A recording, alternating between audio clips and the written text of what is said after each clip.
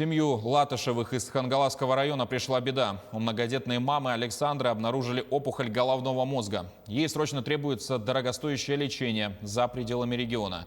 Вот только где, пока неизвестно. Чтобы не терять время, отец семейства Николай уже начал вести переговоры с крупными клиниками и объявил о сборе средств. С родственниками встретилась Виктория Федорова.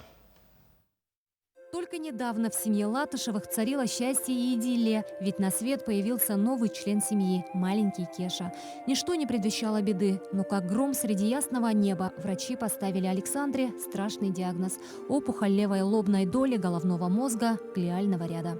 В ночь 3 на 4 я сидел за компьютером, она в 12 ночи встала, покормила ребенка и уснула.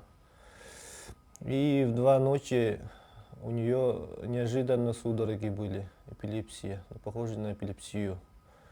Я вот подбежал к ней и стал первую помощь оказывать.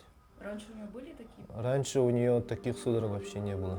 Александру экстренно госпитализировали в Покровскую городскую больницу. После перевели в Якутск. Сейчас я с Александром, женой, общаюсь каждый день даже не по несколько раз, и видеосвязь, и через телефон. Ну, она сейчас на данный момент себя хорошо чувствует, нормально.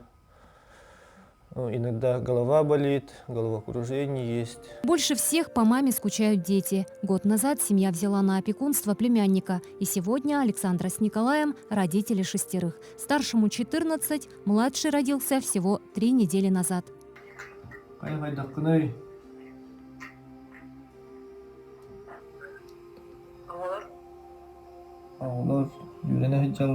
Нам бабушка помогает за присмотром.